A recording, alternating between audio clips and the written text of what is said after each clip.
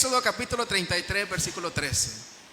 Vamos a leer la palabra del Señor, honrando al Padre, al Hijo y su Santo Espíritu. Dice así: ahora, pues, si he hallado gracia en tus ojos, te ruego que me muestres ahora tu camino para que te conozca y halle gracia en tus ojos. Y mira que esta gente es pueblo tuyo. Vamos a leer el versículo 14. Y él dijo, Dios, mi presencia irá contigo y te daré descanso. Y Moisés respondió, si tu presencia no ha de ir conmigo, no nos saques de aquí. Gloria al Señor. Y el rey tenía que hacer un largo viaje y salió con sus súbditos en una caravana y llevaba muchos camellos. Y el asunto era, quien conocía el camino era el rey. Ninguno de los súbditos conocía ese camino. Y entonces partieron con aquella caravana, ¿verdad? Muchos camellos y todos los súbditos. Pero el rey les advierte a los que iban a ir con él y les dice que el camino es muy difícil. Y si quieren llegar donde él los lleva, tienen siempre que mantenerse cerca de él. Si no, no van a poder llegar. Era el único que conocía el camino. Entonces aquellos hombres parten, pero como el rey les dijo, el camino era muy difícil y muchos camellos, ¿verdad? No pudieron sortear el camino y muchos camellos cayeron. Y esos camellos llevaban las riquezas del rey, llevaban los tesoros del rey. Entonces los súbditos, preocupados, ¿verdad? Porque todo aquello que le pertenecía al rey estaba cayendo allí en el desierto. Le preguntan al rey, Señor, ¿qué haremos? ¿Nos detenemos y recogemos los tesoros? Esa fue la pregunta que le hicieron al rey. Y vino el rey y les contesta, no, porque nos vamos a atrasar, pero cada quien es libre de recogerlos y quedárselos. Entonces los súbditos ahí tuvieron que decidir entre recoger los tesoros y quedarse ellos con sus tesoros, o con los tesoros que eran del rey, o seguir con el rey. Los súbditos pensaron, podemos recoger los tesoros y quedárnoslos para nosotros y después seguir al rey por las huellas que deje en el desierto. Aparentemente este era un gran plan, porque iban a caminar, iban a seguir al rey y iban ellos a ser ricos con aquellos tesoros. Pero resulta que después de unos minutos de que aquellos súbditos se quedaron recogiendo los tesoros y muchos de ellos los recogieron y llenaron sus cofres con lo que se había caído, se levantó una tormenta de arena en el desierto que borró las huellas de la caravana. Entonces aquellos súbditos, después de que la tormenta pasa, se quedaron con sus tesoros, pero no pudieron seguir el camino, no pudieron seguir la caravana del rey y hacia dónde los llevaban el rey. Y ahora estaban en medio del desierto, estaban con tesoros, pero perdieron el camino. Si les preguntara a ustedes cuál es la moraleja acá, ¿qué me dirían? ¿O cómo se llama el cuento? Yo le pondría muchos nombres, ¿verdad? Yo le pondría muchos nombres. Puede ser, si quieres llegar, no te distraigas con los tesoros. Si quieres llegar, siempre sigue las instrucciones del rey. No te apartes del rey. Si quieres llegar, no te dejes llevar por las cosas que puedas encontrar en el camino. ¿Sabe que Dios nos ha dado a todos nosotros tesoros? Yo le dije que volteara a ver a su lado, porque yo sé que ahí usted tiene un tesoro, ¿o no? Gloria a Dios, gloria al Señor. Amados, la misma vida es un tesoro que Dios nos ha dado. Los trabajos que nosotros tenemos es un tesoro que nosotros hemos recibido de parte de Dios. Un techo, el alimento que nosotros recibimos, todas esas cosas son tesoros de Dios.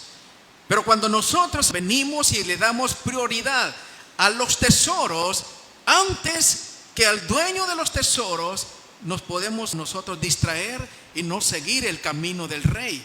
Y Dios siempre, o el Señor siempre les dio a entender que la prioridad era que ellos le siguieran. Y la misma palabra nos enseña que busquemos primeramente el reino de Dios y su justicia, y todas las demás cosas nosotros las vamos a tener.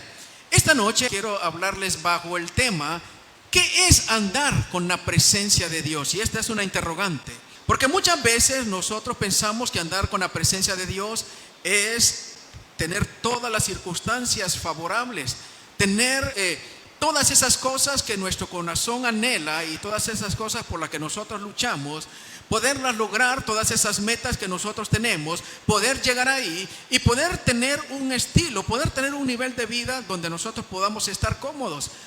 Eso no está mal, hermanos, y eso debemos nosotros de buscarlo siempre. Y muchas personas creen que llegar a esos niveles es porque tenemos la presencia de Dios.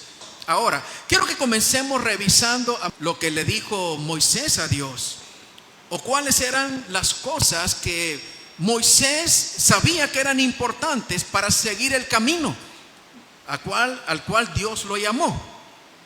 Y analicemos estos textos en el versículo 33. Entonces aquí le pregunta Moisés a Dios y le dice: muéstrame tu camino. Moisés estaba haciendo una petición correcta, porque Moisés sabía que era el camino de Dios, porque Moisés sabía que si él seguía su propio camino seguramente iban a fracasar. Y Moisés le dice: muéstrame tu camino. La Biblia nos habla que existen dos caminos, y nos habla que hay un camino que es ancho, y ese camino es fácil, y ese camino nos puede llevar donde nosotros podemos lograr los tesoros que caen en el desierto, y nosotros podemos vivir con esos tesoros. Pero la Biblia dice que ese camino lleva a la perdición. Pero el camino que lleva, hermanos, a la meta que decía Pablo, es un camino angosto y no es un camino fácil. Aquí Moisés le está diciendo: yo quiero que me muestres tu camino, número uno. Número dos, ¿cuál es el propósito de conocer tu camino? Y el propósito de conocer el camino de Dios era para conocerlo a Él. Si nosotros conocemos el camino, vamos a llegar a conocer a Dios. Y número tres, encontramos que lo que buscaba con todo aquello Moisés era encontrar gracia ante sus ojos. Y aquí encontramos una posición diferente a Moisés de cuando fue llamado, porque Dios lo llamó y él no quería ir. Él puso muchas excusas para ir, pero aquí estamos viendo una actitud de humildad. Lo que yo quiero, decía Job, es encontrar gracia delante de tus ojos, y por eso es que yo quiero seguir tu camino, no mi camino. Y por eso es que yo quiero conocerte. Ahora, ¿qué es la gracia? Y todos sabemos que la gracia es un favor inmerecido de parte de Dios. Pero con la gracia viene algo, cuando nosotros buscamos la gracia de Dios, viene algo que tiene que ir al encuentro de esa gracia. Y tiene que ser yo agradando a Dios.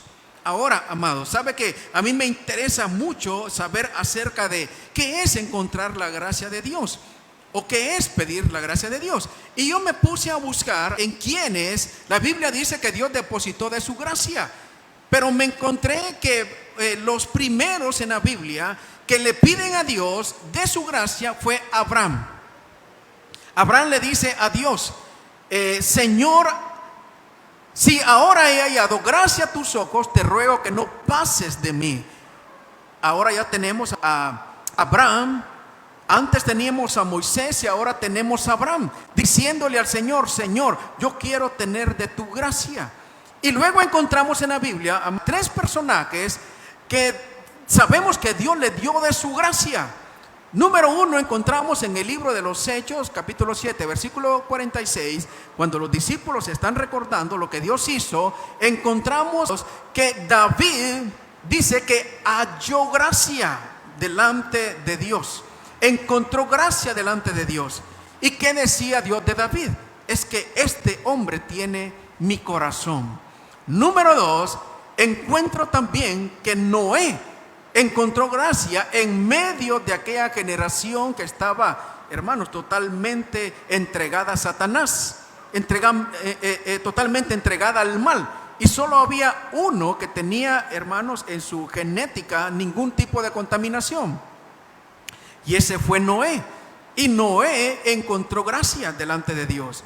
Y luego en el Nuevo Testamento, en el libro de Lucas, encontramos a alguien que Dios escogió, hermanos, para uno de los, bueno, no uno, el mayor de los propósitos en esta tierra, que fuera la que gestara el nacimiento del Señor Dios, Jesús.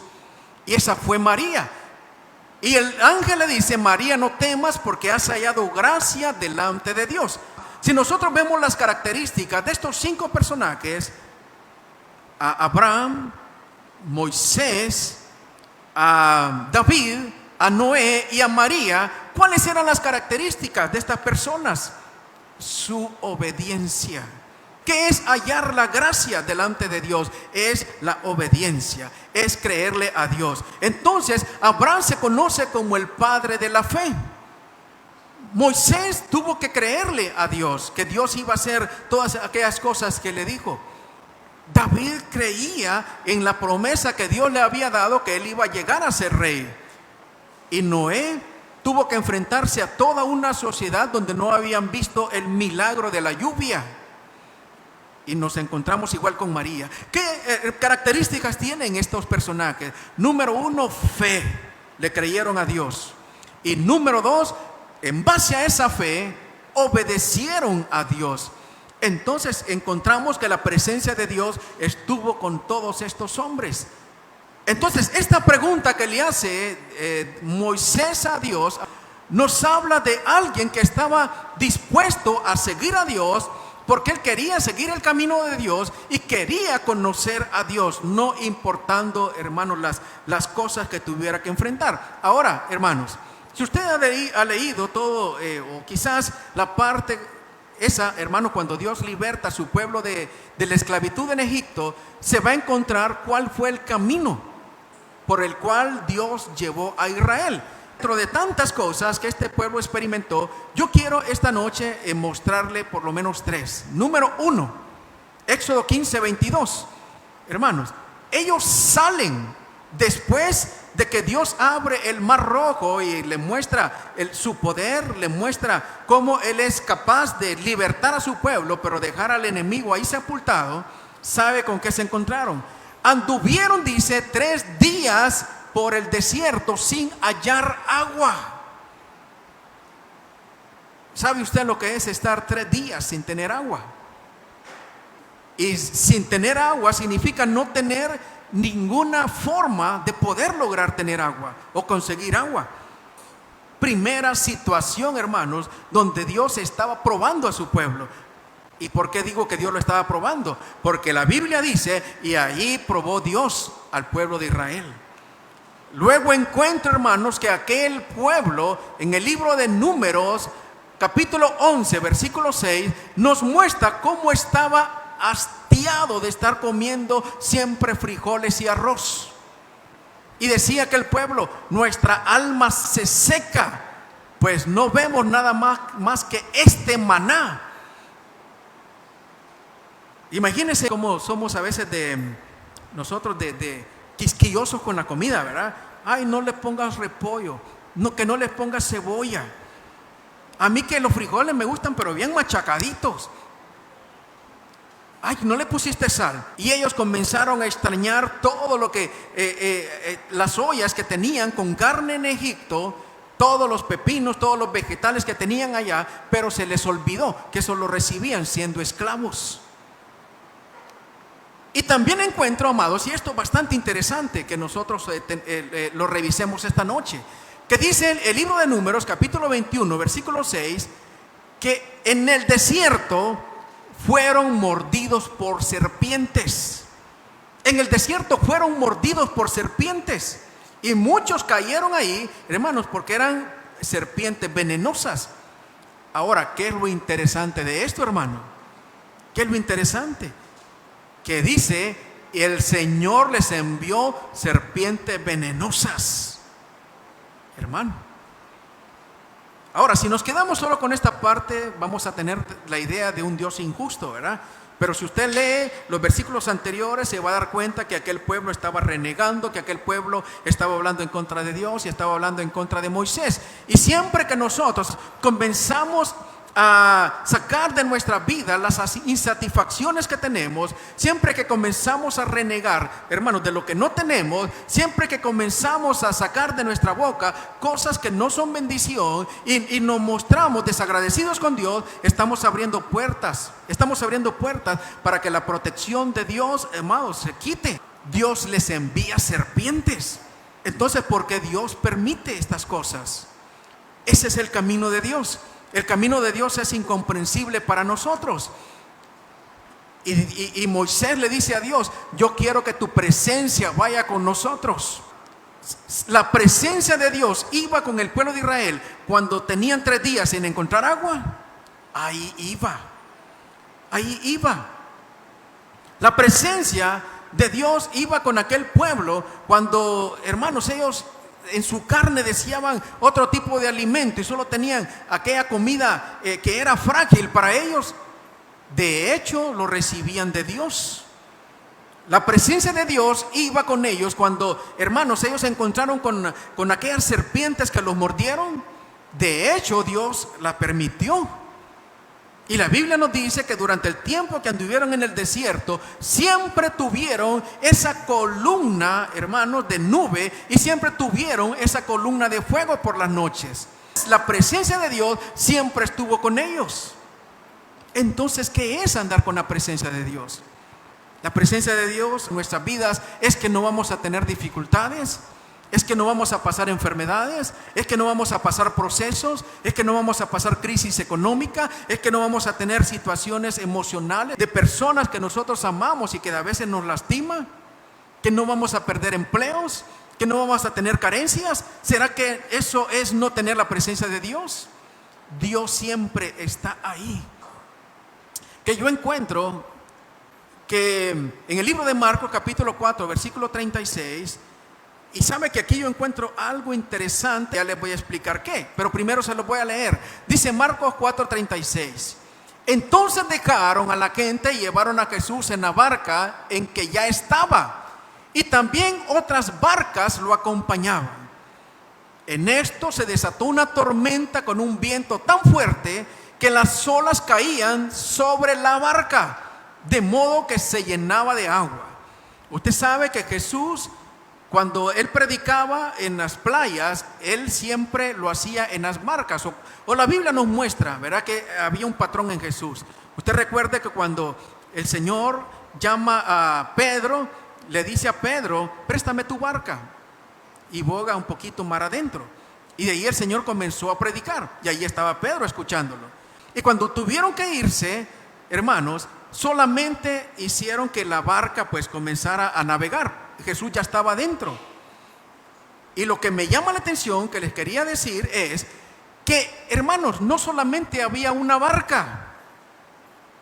Dice que también habían otras barcas que lo acompañaban. No solamente era la barca donde estaba Jesús, sino que estaba la barca de Jesús y habían varias barcas. Seguramente era un lugar de pesca.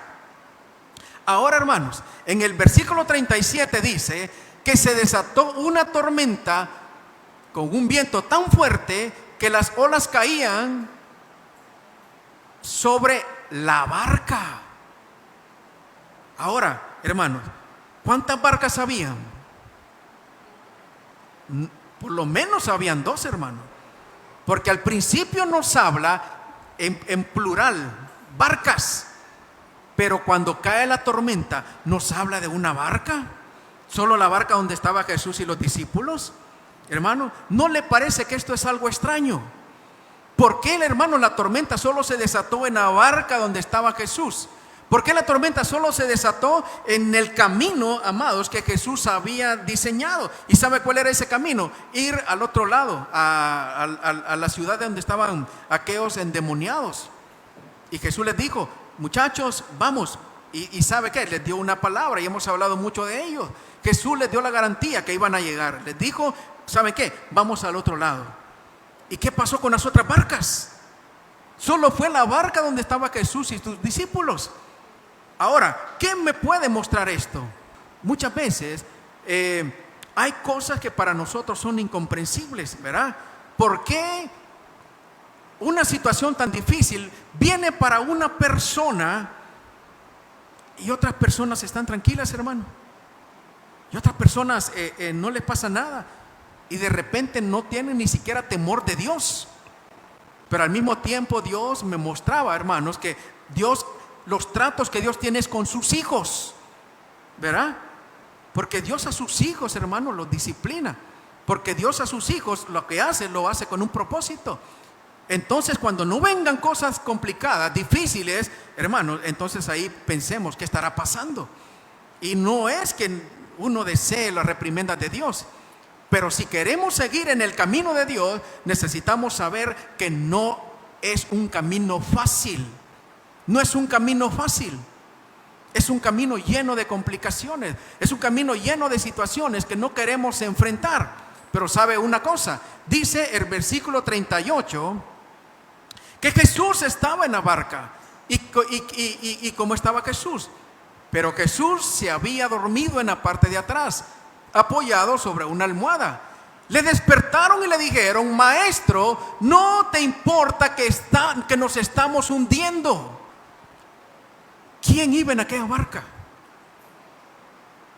Ahí estaba la presencia de Jesús, hermano. Estaba la presencia de Jesús. ¿Y qué estaba pasando?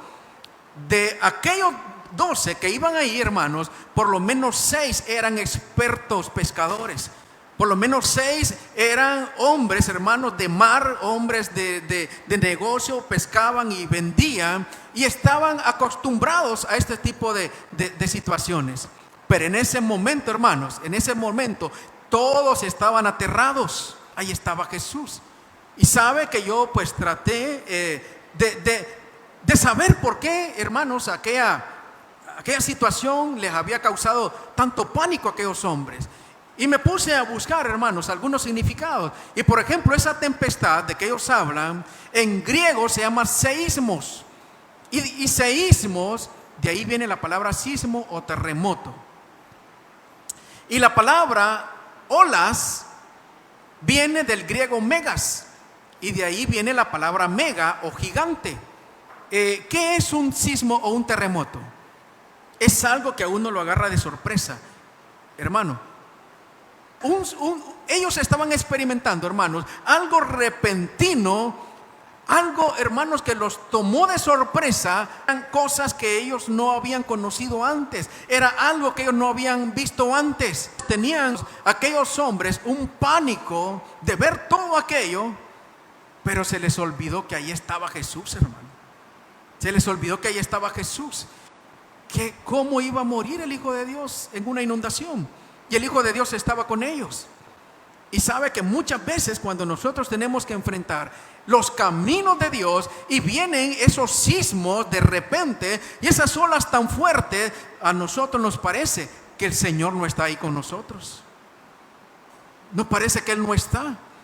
Y muchas veces nos sentimos así de aterrorizados y entramos en ese tipo de pánicos. ¿Qué les reclamó Jesús? Marcos 4:40. Después de que el Señor se levanta y reprende el mar y el mar calla y enmudece, Jesús les dijo a los discípulos: ¿por qué están tan asustados? Y se extraña Jesús y les dice: ¿todavía no tienen fe? Ahora le dije que en los caminos de Dios, ese camino que le pidió Moisés que Dios le mostrara, habían 2 cosas que eran imprescindibles para seguir ese camino. Número 1, ¿cuál les dije? La obediencia, hermano. La obediencia. Si vamos a seguir el camino, va a ser el camino de Dios, no mi propio camino. Y número 2, la fe, hermano. Aquí el Señor no se está mostrando ¿cómo se llama? Con una gran interrogante por la gran tempestad. Porque el Señor sabe que en sus caminos se van a levantar tempestades. Él se encuentra extrañado. porque los discípulos perdieron, amados, o todavía no habían desarrollado su fe.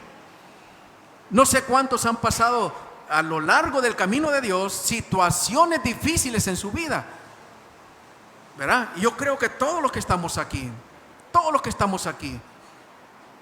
hermanos, unas peores que otras, hermanos. Hay hermanos que los han tenido con una pistola acá, hermano, y de ahí Dios los ha librado. ¿Cuál prefiere usted? ¿La enfermedad o que lo tenga con una pistola acá? Hermano, y Dios los ha librado. Yo sé que todos, hermanos, todos hemos pasado situaciones difíciles en el camino del Señor. El propósito es que Dios, amados, quiere mostrarse que a pesar de cualquier circunstancia, Él nos va a librar. ¿De qué nos sirve ese camino ancho, hermanos, donde están los tesoros que se le cayeron al rey y que nosotros los podemos recoger, si vamos a perder el camino verdadero, donde está la salvación, donde está la vida eterna? No nos va a servir de nada, no nos va a servir de mucho. Entonces aquí el Señor se extraña. Ustedes todavía no han desarrollado fe. Dice el Salmo 23:4, de aquel, hermanos, que encontró favor de parte de Dios. Y usted se conoce estos textos, hermanos, muy bien. Aquí David, siendo perseguido, todavía no era rey, le dice al Señor: y aunque ande en valle de sombra de muerte, no temeré mal alguno, porque tú estarás conmigo. Presencia de Dios. Tu vara y tu cayado me infundirán aliento. Sabe que David era un pastor y él sabía de lo que estaba hablando. Y cuando David, hermano, nos habla de este salmo, luego dice que encontraría pastos, que encontraría, hermanos, un lugar donde tomara agua, donde el Señor iba a aderezar su mesa, etcétera, etcétera. Sabe que David estaba relacionando aquí el conocimiento que él tenía de pastorear ovejas, porque, hermanos, estos valles de sombra de muerte existen en Israel. No, hermanos, es algo que se le ocurrió a David. Existen. Y estos valles de sombra de muerte son, hermanos, lugares donde hay montañas a un lado y montañas a otro lado. Y cuando el sol pega, se forma una oscuridad tan grande en medio de la montaña, donde, hermanos, ahí se escondían los merodeadores, los ladrones, los asaltantes. Ahí estaba la mejor agua, ahí estaba el mejor pasto. Y el pastor que quería lo mejor para sus ovejas tenía que llevarlos ahí. David se sentía así. Yo ahorita ando en el valle de sombra y de muerte. Pero ¿qué decía David? No voy a temer, pero solamente por ese camino es donde está la mejor agua. Solamente por ese camino es donde está el mejor, hermanos, pasto. Porque de esas montañas, hermanos, de ahí salían manantiales con agua pura. No era cualquier agua. Aquellas ovejitas, hermanos, se alimentaban con agua pura que salía de los manantiales. Muchas veces nosotros tenemos que pasar ese camino de Dios, valles de sombra y de muerte, pero el Señor nos dice: yo estoy ahí. Ahí está mi vara, y lo que tengas que enfrentar, lo vas a enfrentar, porque hay propósitos que se van a cumplir en tu vida de parte mía.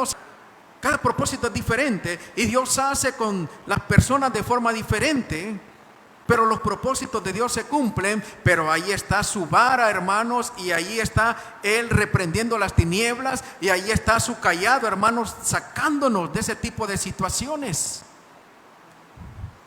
Gloria a Dios. Dice la palabra del Señor, Isaías 43:2: cuando pases por las aguas, yo estaré contigo. Y si por los ríos, no te anegarán. Cuando pases por el fuego, no te quemarás, ni la llama arderá en ti. Mire que aquí el Señor nos está hablando por medio del profeta Isaías y nos dice: cuando pases. O sea, hermanos, que hay que pasar. Aquí el Señor no le está diciendo a su pueblo: ¿sabe qué, pueblo? Ustedes son pueblo mío, y yo los voy a librar de pasar por dificultades.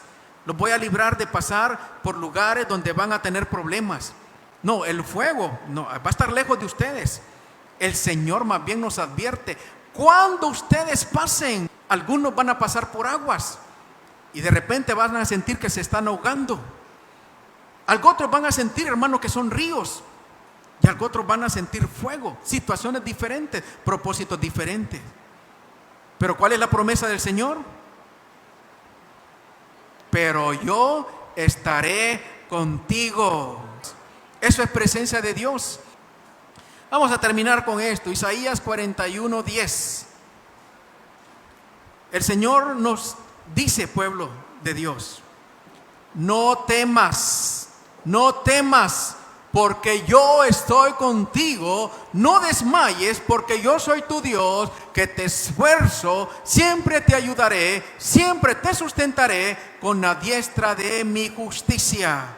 Entonces, pueblo de Dios, desechemos todo temor paralizante, desechemos todo temor esclavizante. No podemos ser esclavos del temor. No podemos nosotros dejarnos ese temor como un lazo en nuestras vidas que no nos va a dejar movernos. Siempre, hermanos, hay que ser prudentes. Siempre hay que buscar no tentar a Dios. Pero no vamos, hermanos, a permitir, hermanos, que el enemigo nos meta en una cárcel llamado temor. El Señor nos da su promesa que Él siempre estará con sus hijos. Entonces no sé, hermano, no sé por qué cosas nosotros tengamos que atravesar o estemos atravesando. Y los que hemos atravesado cosas fuertes, tenemos el testimonio de que el Señor lo hizo ya una vez. Y si lo hizo una vez, Él lo seguirá haciendo, amados, como le cantábamos. Y yo sé que los que estamos aquí hemos pasado por ese tipo de circunstancias. Como le dije, son diferentes. Pero no importa, hermanos, de la forma en la cual Dios nos quiera procesar, no es para destrucción. Él está ahí para mostrarnos su poder.